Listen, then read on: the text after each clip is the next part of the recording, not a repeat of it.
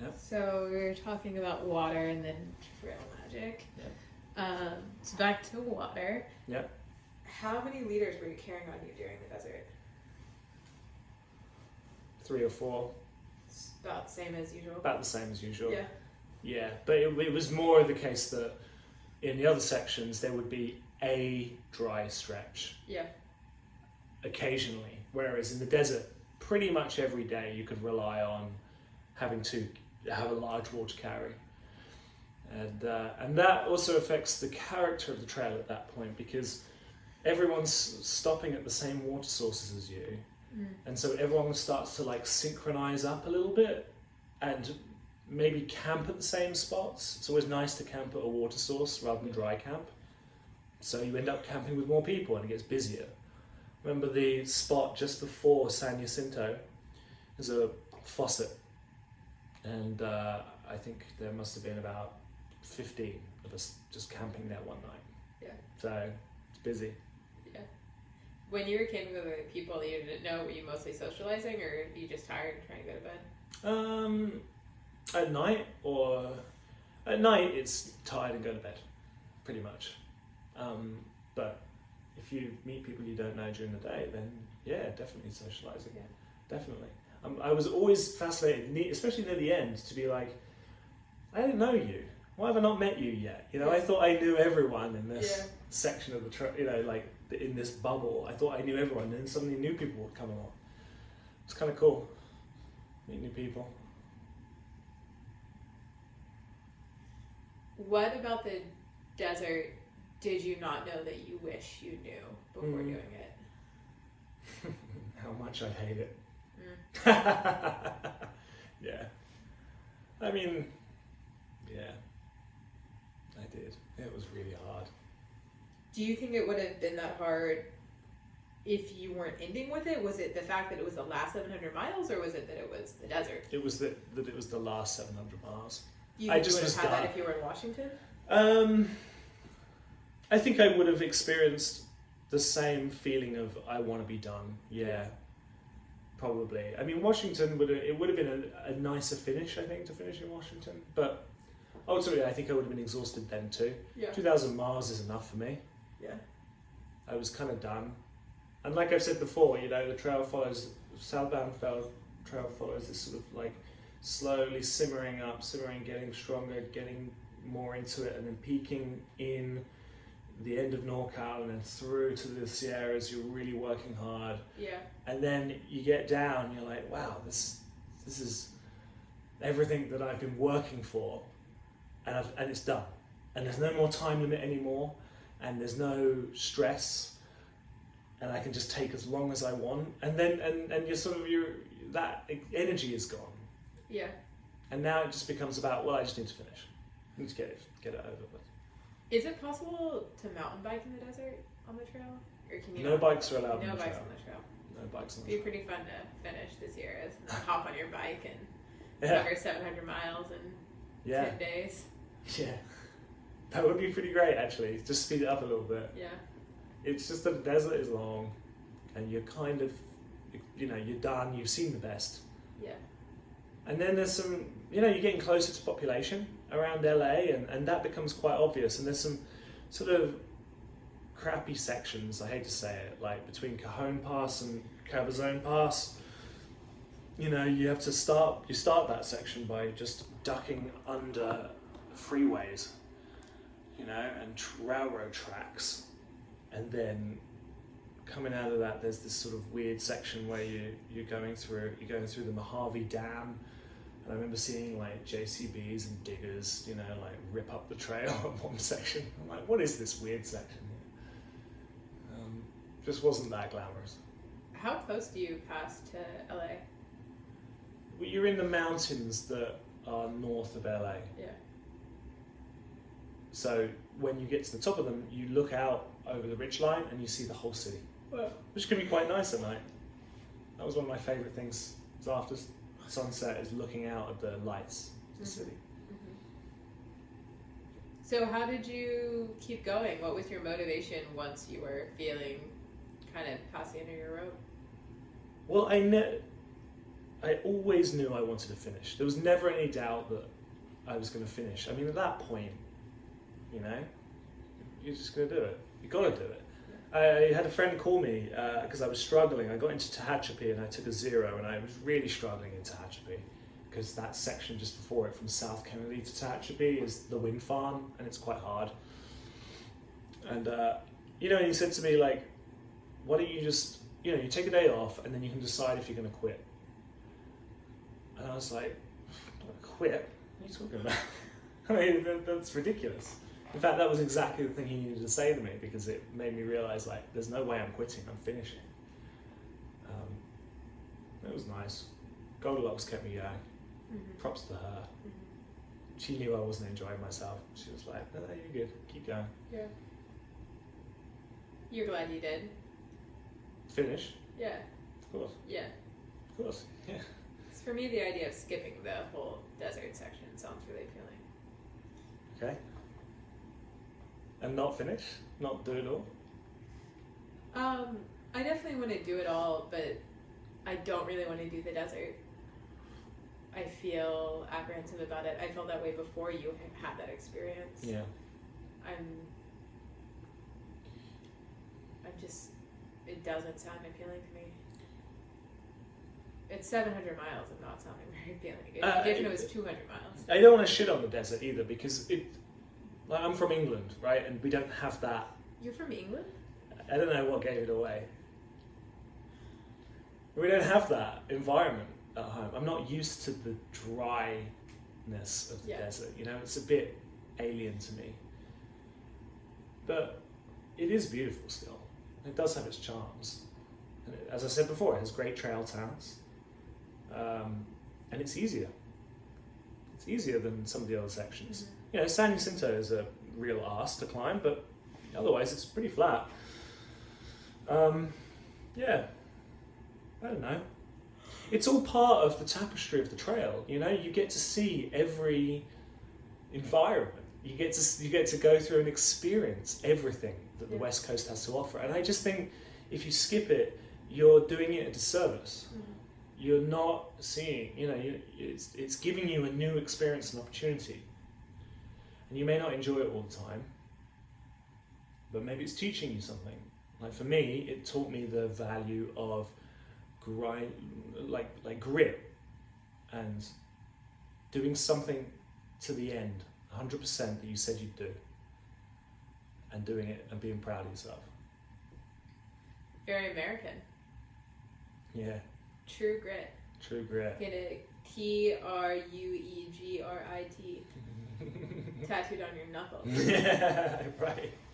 I decided a long time ago that if I had a knuckle tattoo, that's what it would say. That's a good one. Yeah. I just wish there was a way to have an S at the end of grit. True grits. True Southerner.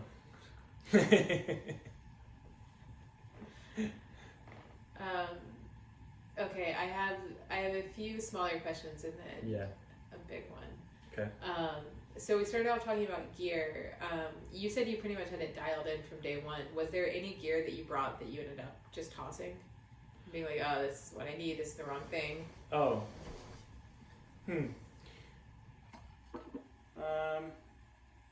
Not a lot, honestly. Like I've already said about my stove that I sent home and my titanium pot because I was cold soaking. So I didn't really need that. I got a shakedown from Clams at Stehekin, and she'd already done 700 miles in the desert, so she was very good at shaking me down. Everyone should get a shakedown on trail, I think, from someone else. Tell the audience what a shakedown is. Right, so it's very difficult for you to effectively get rid of things from your pack because you're quite possessive. You can be quite possessive over it, and sometimes you're like, oh, I might need this. So have someone with you, and you, a bit like in the movie with our friend Reese, you take something out of you take everything out of your pack, and one by one you say, you know, do you need Does this item bring me joy? Does this item bring me joy? Right. Is this serving me? Do I really need this thing? Or should I just send it home? I kept pretty much everything. I really had it dialed in. What kind of stuff did you see people ditching? I feel like you hear about trail boxes just filled with all kinds of stuff.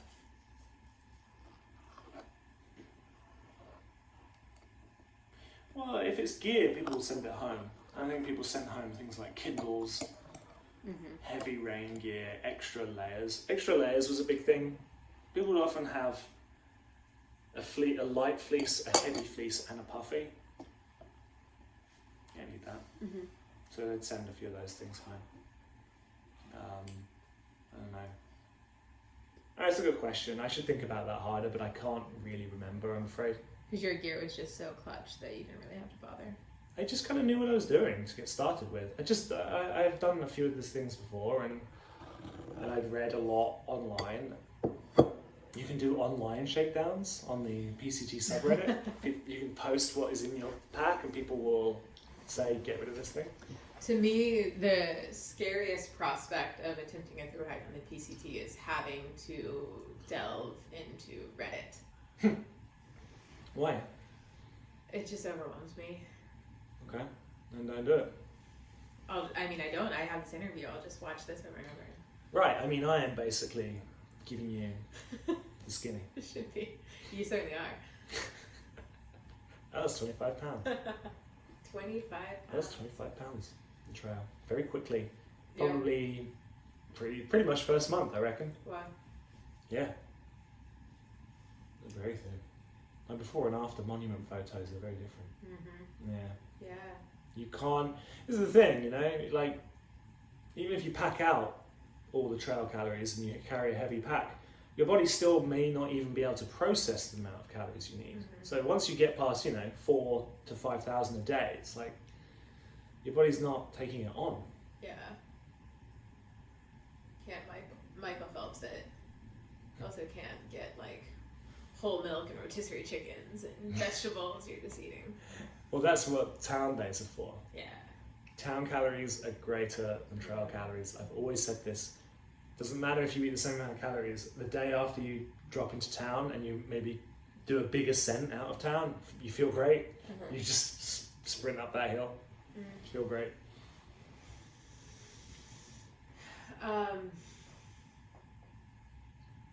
Tell me about what was your biggest takeaway from this?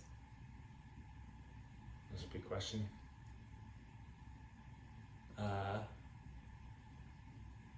Pride and accomplishment and achievement. I'm like, yeah, I did this. I made it happen. There's so much like just self-confidence and like, what else can I do? What else can I achieve? And there was a few other sub takeaways. I think I've always been a person who is good at doing 80%, just enough. Well, not just enough, but you talk about the 80-20 rule. Have you heard that? That 80% of the work usually takes 20% of the time. So you can, in a very small amount of time, you can do a large amount of the work, but that last 20% of the work to make it, to dot the I's and cross the T's and make it perfect, that takes 80% of the time. Yeah. So that takes a huge effort to be a perfectionist. Whereas you could just get 80% done and say, that's good enough. Yeah. And I'm pretty good at doing the 80-20 rule. I see where it starts to curve off and go, oh, I'll do something else now. Yeah. But with the trail, I put 100% in pretty much every day. Wherever I said I was going to make it at the end of the day, I pretty much always made it, even if I was feeling like I was going to die. That was great.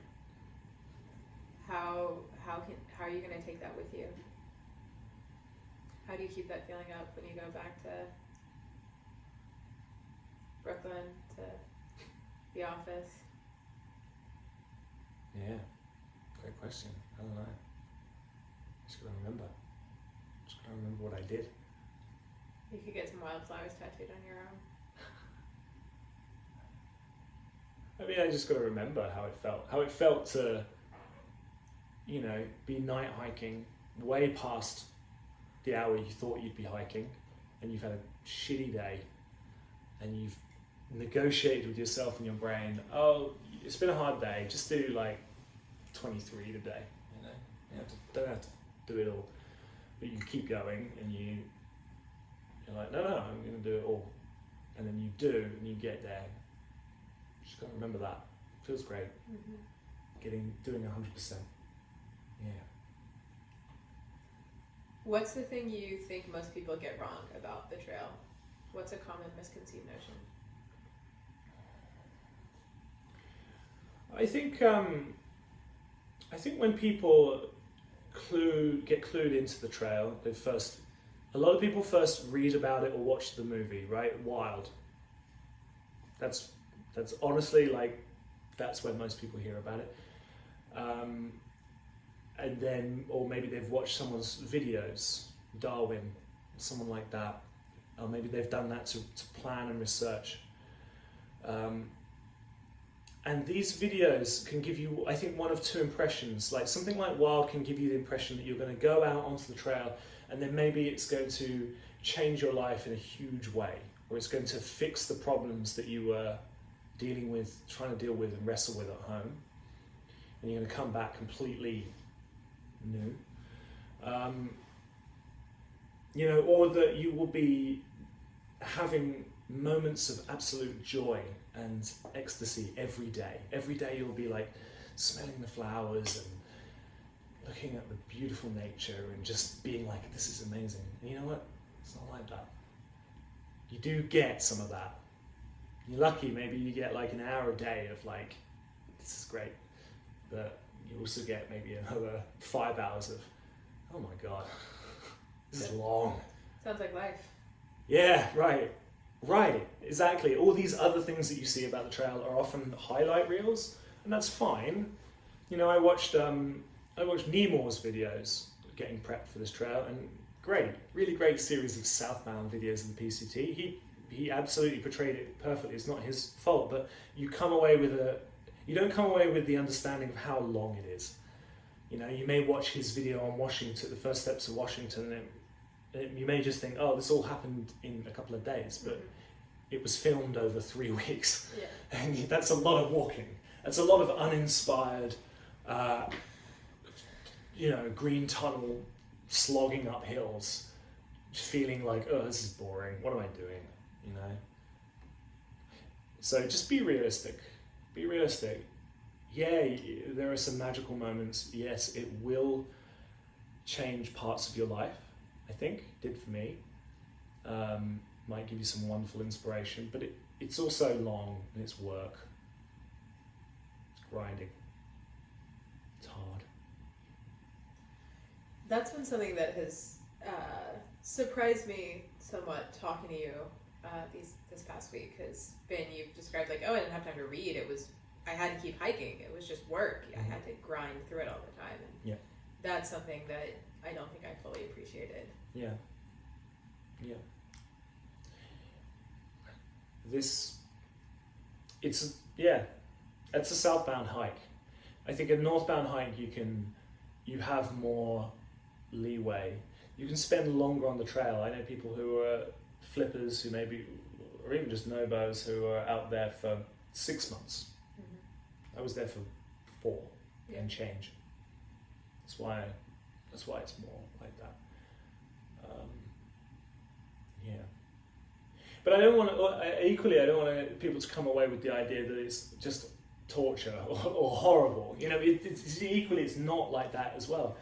You know, the fact that you're all in this together and you're all doing something quite on the edge of people's physical boundaries, comfort zones, and mental comfort zone as well. Everyone's sort of like on the edge. Then many people haven't done this before, and you're doing something really incredible.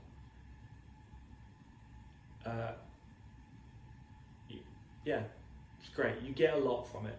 You really do. It's just hard to describe to people back at home what you get from working hard and being out there.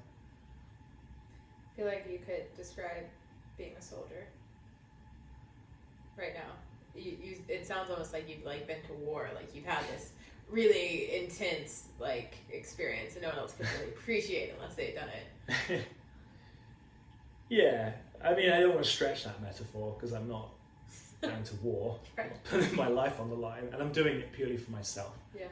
It's a very selfish, Yeah. self-centered thing Mm-hmm. that I did, but yeah, to the extent that that metaphor applies, of like, you can't describe what it's like to people back at home. They'll never understand. Yeah. You'll never understand that feeling where you've worked so hard and you look at the person who you've been hiking with and you look into their eyes and you just see like pain and tiredness, but you totally understand each other.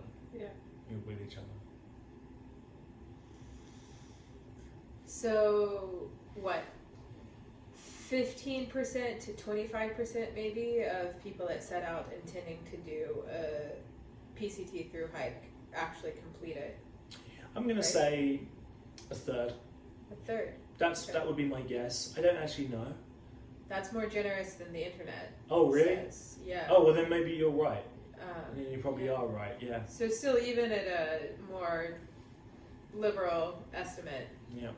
that means that 1 of 3 sets out, maybe less. They make it.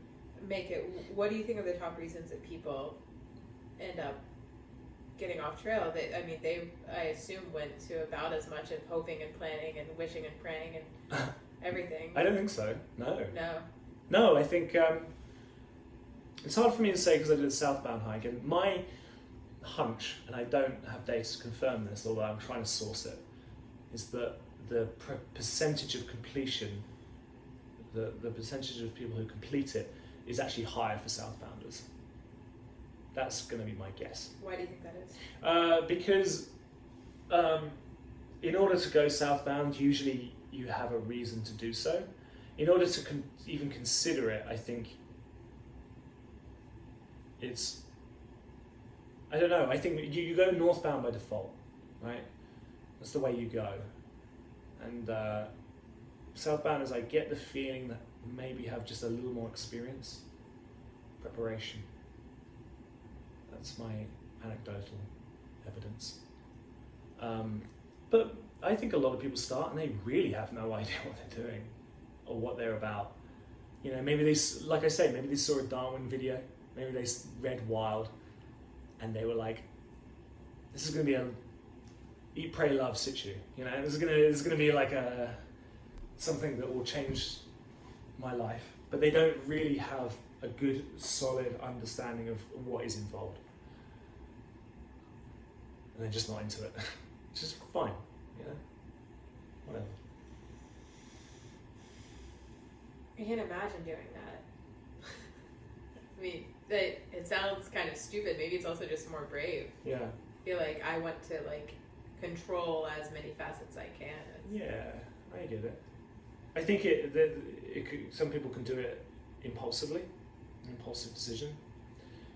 And then you know what? Then there's the boring reasons. Like a lot of people get off because of injury. A lot of people.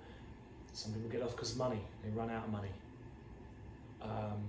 I'd say the trail skews quite young. There's a lot of people in their 20s who do it. Money can be a little tighter. They just come out of college, they've saved up. It's a long trail. Yeah. It costs a lot of money to do Yeah. a trail. I respect that. And then other reasons. Family, personal. Stuff comes up. Yeah. Yeah. Lots of reasons to exit the trail, unfortunately. I was quite lucky. I had a clear shot. I didn't have anything I needed to worry about. And that made it easier for me. Mm-hmm. So that would be another piece of advice. Clear the decks, I'm not saying dump your significant other. I'm just saying try and tie up all your loose ends.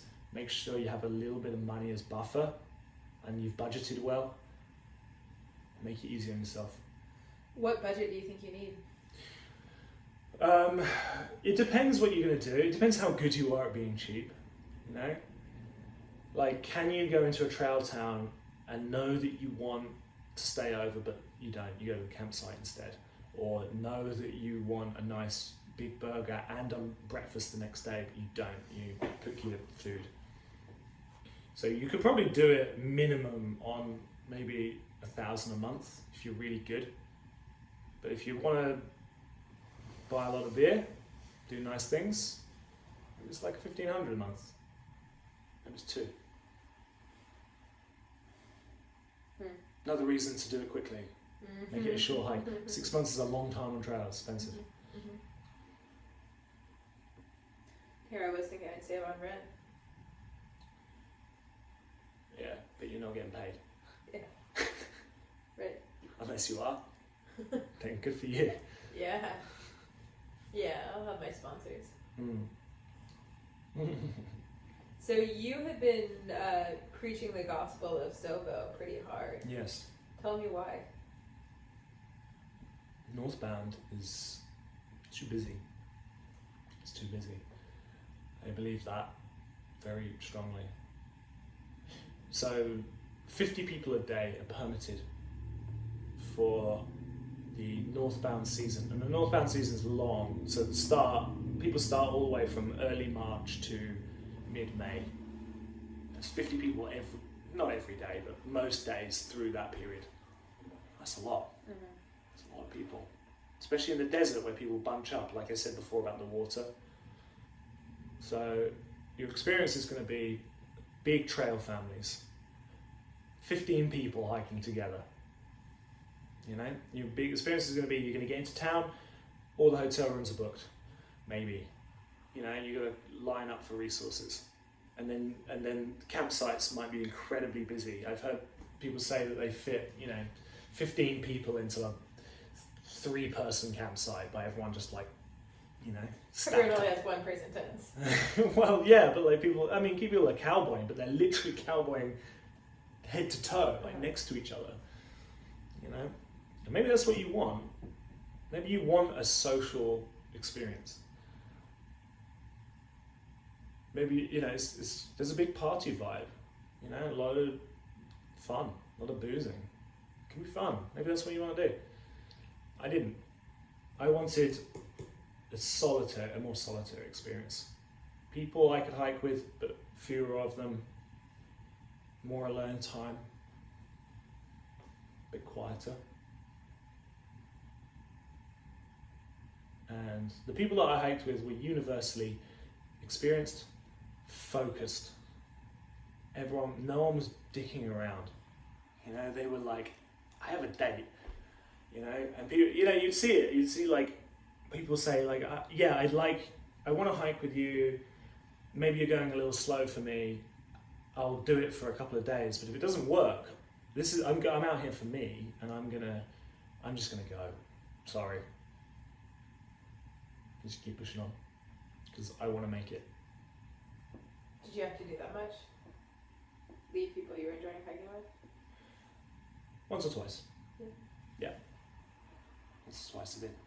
No bad blood. No hard things.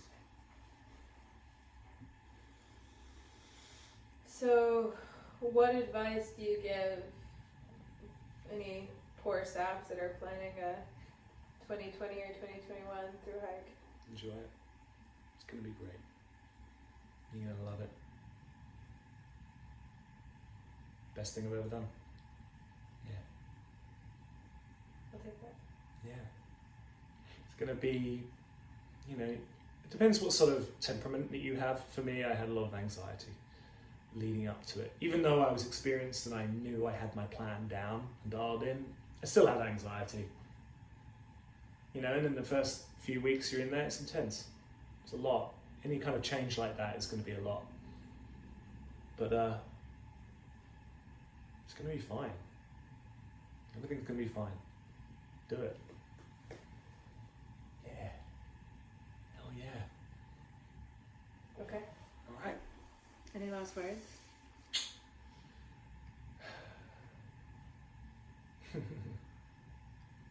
Psych.